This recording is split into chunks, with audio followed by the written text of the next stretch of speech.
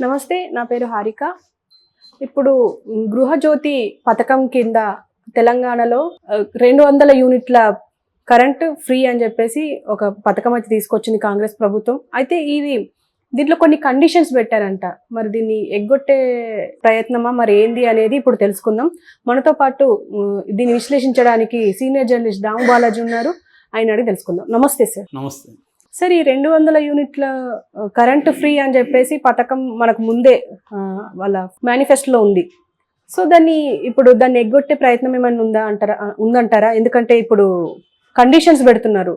ఆ కండిషన్స్ ఏంటివి?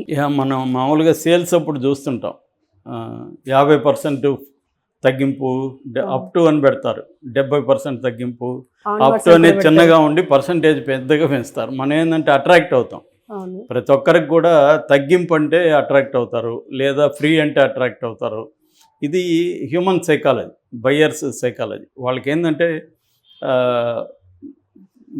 బయ్యింగ్ అనేది ఒక అలవాటుగా మార్చేశారు. ఇంతకుముందు I think therefore I am అని డెకార్ట్ అనే ఫిలాసఫర్ చెప్పాడు. నేను ఆలోచిస్తున్నాను కాబట్టి నేనున్నాను. ఇప్పుడు ఎలా ఉన్నారంటే I shop therefore I am, నేను షాపింగ్ చేస్తుంటేనే నేను బతికినట్టు అని జిగ్మంట్ బౌమన్ అనే ఒక సోషాలజిస్టు దీన్ని వ్యాఖ్యానిస్తారు అన్నమాట. ఇది ఎందుకు చెప్తున్నా అంటే మనకి మార్కెటింగ్లో ఇది ఒక మంచి టెక్నిక్. అంటే మనల్ని అట్రాక్ట్ చేయడం, కన్జ్యూమర్స్ని అట్రాక్ట్ చేయడానికి ఈ టెక్నిక్స్ని అన్ని కంపెనీలు, షాప్స్ అందరూ వాడుతుంటారు. అట్లాగే ఎలక్షన్ల విషయానికి వచ్చేసరికి పొలిటికల్ పార్టీలు కూడా సేమ్ ఇదే వాడతారు. అక్కడన్నా అప్ టు అని, లేకపోతే కండిషన్స్ అప్లై అనో, లేకపోతే స్మాల్ లెటర్స్లో కండిషన్స్ అప్లై అని ఎక్కడో చిన్నగా పెడతారు. అంటే లీగల్గా పెట్టకపోతే బాగుండదు కాబట్టి పెడతారు తప్ప అది మెయిన్గా కనిపించేట్టుగా పెట్టరు. అలాగా వీళ్ళు కూడా ఏం చేస్తారంటే అనేక పథకాలు అనౌన్స్ చేస్తారు. అనౌన్స్ చేసినప్పుడు ఈ పథకాలు ఎవరెవరికి ఇస్తున్నాము, ఇందులో ఏమేమి కండిషన్లు ఉండబోతున్నాయి అనేది క్లియర్గా చెప్పరు. జనరల్గా గృహజ్యోతి 200 యూనిట్లు ఉన్న వాళ్ళ కంటే కూడా తక్కువగా కరెంటు వాడే వాళ్ళందరికీ ఫ్రీ అని అనౌన్స్ చేస్తారు. వచ్చిన తర్వాత ఈ పథకానికి ఇప్స్, బట్స్, కండిషన్స్ తీసుకొస్తూ ఉంటారు మెల్లగా. ఇది ప్రతి గవర్నమెంట్ చేసేదే. ఇప్పుడు కాంగ్రెస్ కూడా అదే పరిస్థితిలో ఉంది. వీళ్ళు అనేక పథకాలు అనౌన్స్ చేసేసారు. ఆ పథకాలన్నిటికీ 1 lakh రూపీస్ కావాలి పర్ ఇయర్. అంత డబ్బులు లేదు. 6,71,000 కోట్ల అప్పులు ఉన్నాయి. ఇంకా ఎవ్రీ ఇయర్ అప్పులు. ఈ 1 మంత్లోనే 13,000 కోట్లు రేవంత్ రెడ్డి ప్రభుత్వం అప్పు చేసింది. మొన్నటి వరకు వాళ్ళని తిట్టారు, కానీ వీళ్ళైనా అదే పని చేస్తారు. ఏ గవర్నమెంట్ అయినా అప్పులు చేయకుండా ఈ పథకాలకి ఎక్కడి నుంచి తెస్తారు? రెవెన్యూ ఎంత ఉంటుంది? 1.5 to 2 crores కంటే ఒక రాష్ట్ర రెవెన్యూ ఈ రేంజ్ రాష్ట్రానికి అంతకంటే ఎక్కువ ఉండదు. దాంట్లో ఉద్యోగుల శాలరీలే 78% వెళ్ళిపోతాయి. మిగతాది మెయింటెనెన్స్, గవర్నెన్స్, రకరకాల ఆల్రెడీ ఉన్న స్కీములు ఇవన్నీ చేయాలి. ఇప్పుడు కొత్తగా ఎలక్షన్లో వచ్చిన పథకాలను అమలు చేయాలంటే డబ్బులు ఉండదు కాబట్టి ఒకటి అప్పు చేయడానికి కూడా లిమిటేషన్స్ ఉంటాయి. రాష్ట్ర ప్రభుత్వం ఇష్టం వచ్చినట్టు అప్పు చేయడానికి లేదు. కేంద్రం కొన్నిటికి పర్మిషన్లు ఇవ్వాలి, కొన్నిటికి ఆల్రెడీ శాచ్యురేటరీ రూల్స్ ఉంటాయి, రిజర్వ్ బ్యాంక్ పర్మిషన్ ఇవ్వాలి, ఇవన్నీ ఉంటాయి. సో అందుకని వీళ్ళు ఏం చేస్తున్నారంటే మెల్లగా ఎవరెవరికి ఇవ్వకూడదు, ఏమేమి ఉన్నాయి, కండిషన్లు ఏంటి, ఇవన్నీ పెడుతున్నారు. ఎప్పుడైతే ఇది అనౌన్స్ చేశారో కాంగ్రెస్ గవర్నమెంట్ రాగానే చాలామంది బిల్లులు కట్టడం మానేశారు. ఎలాగో ఫ్రీ కదా, మనం కడితే మళ్ళీ అది వెనక్కి రాదని కట్టట్లేదు. ఒక్క హైదరాబాద్లోనే 6,000 కోట్ల ఈ బకాయిలు ఉన్నాయి, ఈ ఇంటి బకాయిలు మాత్రం. సో ఒక్క హైదరాబాదు, మేడ్చల్, రంగారెడ్డి డిస్టిక్లో మాత్రమే ఈ పథకం కింద 25 లక్షల మంది అప్లై చేసుకున్నారు. సో ఇంకా మిగతా ప్రాంతాలు లెక్కేస్తే ఇది 2 కోట్ల మంది కూడా తేలే అవకాశం ఉంది.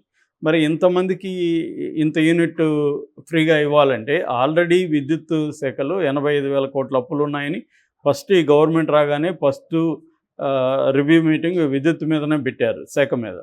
సో ఆల్రెడీ 85,000 కోట్లు ఉంది. అంటే కేంద్ర ప్రభుత్వం ఏం చేస్తుందంటే స్ట్రిక్ట్గా అప్పులు ఉంటే మళ్ళీ కరెంటు మీకు ఇవ్వము అని చెప్పింది. అందుకని ఆంధ్రప్రదేశ్ లాంటి రాష్ట్రాలు ఏం చేశాయంటే సంవత్సరానికి మేము 10 కోట్లు చెల్లిస్తాం, 10,000 కోట్లు చెల్లిస్తాము, అట్లా మాకు కొద్దిగా వెసులుబాటు ఇవ్వండి అంటే ఆ రకమైన ఒప్పందాలు చేసుకొని సంవత్సరం కట్టుకుంటూ వస్తున్నారు. ఇక్కడ అటువంటి ఒప్పందం కూడా లేదని చెప్తున్నారు. సో వీళ్ళకి ఇప్పుడు 85,000 కోట్ల అప్పులు ఉంటే పవర్ మళ్ళీ వీళ్ళకి రాదు. సో ప్రైవేట్కి కొనాలంటే అది రేట్లు ఎక్కువ ఉంటుంది. సో ఈ కాంటెక్స్ట్లో వీళ్ళేమో 24 గంటలు విద్యుత్ ఇస్తూ ఉన్నారు, 200 యూనిట్ల లోపల గృహం, ఇవన్నీ చెప్పేశారు గెలవాలి కాబట్టి. ఇప్పుడు అది వచ్చిన తర్వాత వీళ్ళకి ముందే తెలీదా? కాంగ్రెస్ పార్టీకి తెలిసినా వీళ్ళు ఏంటంటే ముందు అసలు ఇచ్చేద్దాం ఉచిత పథకాలు, హామీలు. ఇప్పుడు ఏంటంటే పోటీ వచ్చేసింది పార్టీల మధ్య. ఎవరు ఎక్కువ పథకాలు ఇస్తే ప్రజలు అటువైపు మొగ్గుతారు. ఎందుకంటే ప్రజల్లో కూడా ఏముందంటే ఇతను వస్తే మనకి ఏమేమి లాభమో చూసుకుంటారు.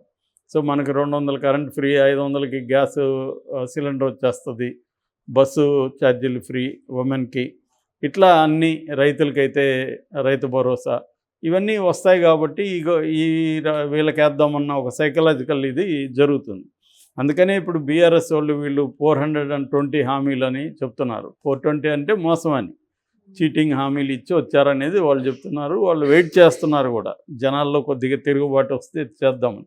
ప్రజలకు ఏంటంటే ఇప్పటికి కూడా ఆశతో అప్లికేషన్ల స్టేజే కాబట్టి చాలా హోప్ఫుల్గా ఉన్నారు.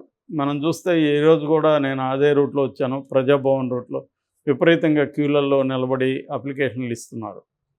అంటే కొత్త గవర్నమెంట్ మీద హోప్ అయితే ఉంది వాళ్ళకి. ఎందుకంటే పాత గవర్నమెంట్లో తమ సమస్యలు పరిష్కారం కాలేదు, రేవంత్ రెడ్డి చేస్తాడేమో అన్నంత ఒక భరోసా అయితే ఉంది. దానికి తగినట్టే రేవంత్ రెడ్డి కూడా స్పందిస్తూ అయితే ఉన్నారు ఇప్పటికీ. కానీ నిజంగా ప్రాబ్లమ్ సాల్వింగ్ అండ్ పథకాలు ఇంప్లిమెంటేషన్కి వచ్చినప్పుడే తెలిసేది అసలు విషయం. ఇప్పుడుదేముంది, అప్లికేషన్ తీసుకుంటారు, ఒక అప్లికేషన్ ఎంట్రీకి ₹3 ₹2 ఇచ్చి మనుషులను పెట్టుకున్నారు, వాళ్ళు ఎంట్రీ చేసేస్తున్నారు. ఇవన్నీ బాగానే ఉంది. దాని సాల్వేషన్ ఏంటి, వాళ్ళ సమస్యలను ఎలా సాల్వ్ చేస్తున్నారు, దానికి మెకానిజం ఏంటి అనే దగ్గరే ప్రాబ్లం వస్తుంది. సో ఇప్పుడు ఏం చేస్తున్నారంటే దీనికి కండిషన్ ఏం పెట్టారంటే ఈ పథకాన్ని ఇంకా అమలు చేయకుండా ఒక కండిషన్ పెట్టారు. అదేంటంటే బకాయిలు ఉన్న వాళ్ళకి ఈ పథకం వర్తించదు అని. సో పెండింగ్ బకాయిలు ఉంటే కట్టాలి. ఇప్పుడు చాలామందికి ఏంటంటే ఈ మంతే కాకుండా 3-4 నెలలు పెండింగ్ ఉందనుకో, అవన్నీ కట్టాలి. పైగా దాని మీద వడ్డీ కూడా ఉంటుంది. సో వడ్డీ అంతా వేసి కట్టితేనే ఈ పథకం అప్లై అవుతుంది. ఇప్పుడు జనాల్లో భయాందోళన స్టార్ట్ అయినాయి. ఒకవేళ నేను అన్నీ కట్టినాక ఇంకేదో కండిషన్ పెట్టి నీకు అప్లికబుల్ కాదన్నారు, అనవసరంగా మనం డబ్బులు కట్టాం కదా అని వాళ్ళకి అనిపిస్తుంది. సో అందువల్ల కన్ఫ్యూజన్లో ఉన్నారు, కట్టాలా లేదా అని. కనిపించిన వాళ్ళందరూ అడుగుతున్నారు, మీరెంత కడుతున్నారు, మేమెంత కడుతున్నాం, ఇలాంటి ఒక కన్ఫ్యూజన్ అయితే నెలకొంది. అంటే బీఆర్ఎస్ వాళ్ళు విమర్శించేది ఏంటంటే కాంగ్రెస్ ప్రభుత్వం ఏదో ఒక ఇట్లాంటివి పెడుతూ పోస్ట్పోన్ చేసుకుంటూ వస్తే ఇంకొక 1-2 మంత్స్లో కోడ్ వచ్చేస్తుంది. కోడ్ వచ్చినాక ఎట్లాగో పథకాల అమలుకి ఆపేస్తుంది ఎలక్షన్ కమిషను. ఆపేస్తప్పుడు వీళ్ళ మీద నింద రాదు కదా, అలాగా ఇంకొక నెల 2 నెలలు నెట్టేయచ్చు. సో వీళ్ళు చెప్పింది ఏంటంటే 100 రోజుల్లో మేము పథకాన్ని అమలు చేస్తూ ఉన్నారు. 100 రోజులు అమలు చేయకుండా ఎస్కేప్ అవ్వడానికి, తమ మీద నింద రాకుండా, అంటే మేము ప్రాసెస్ చేయాలి, ఈ ప్రాబ్లమ్స్ ఉన్నాయి. ఇవన్నీ నిజమే కావచ్చు, నిజం కాదని కాదు. నిజంగా బకాయిలు ఉన్నాయి, అప్పులు ఉన్నాయి, ఇవన్నీ కరెక్టే. కానీ ఈ విషయం హామీలు ఇచ్చేటప్పుడు తెలీదా అనేదే ప్రధానమైన ప్రశ్న.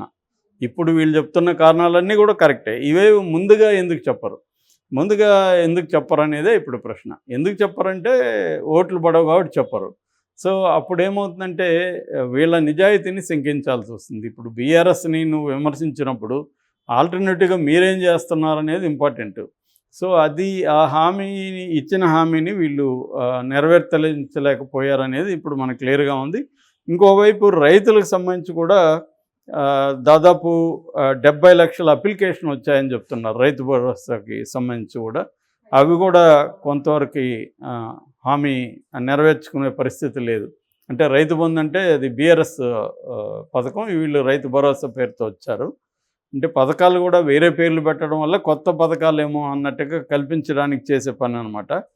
సో ఆ రకంగా వస్తున్నారు. ఇంకోవైపు నిన్ననే అంటే యాక్చువల్గా సార్ దానిపైన విమర్శ కూడా ఉంది. అంటే ట్విట్టర్లో కానీ ఇట్లా సోషల్ మీడియాలో ₹1, ₹2 పడుతుంది రైతు భరోసా కింద అని చెప్పేసి ట్వీట్ చేశారు చాలా మంది. అవును, అది పడుతుంది. రెండోది అప్లికేషన్లో కూడా ఈ దరఖాస్తుల్లో కొంతమంది ఎంటర్ అయిపోయి మోసాలు చేస్తున్నారు. మొన్నెవరో మీ నెంబర్లో చెప్పండి, ఓటీపీ వస్తుంది చెప్పండి, 10,000 కూడా తీసుకున్నారని డబ్బులు, అది ఒకటి. రెండోది ఓటీపీ వస్తుందని మోసం చేసి మొన్న ఆవిడ మొత్తం అకౌంట్లో డబ్బులని తెలిపోయింది.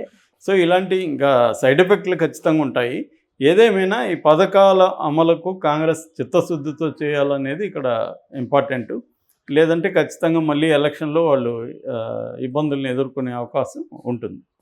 Okay sir. Thank you. Thank you.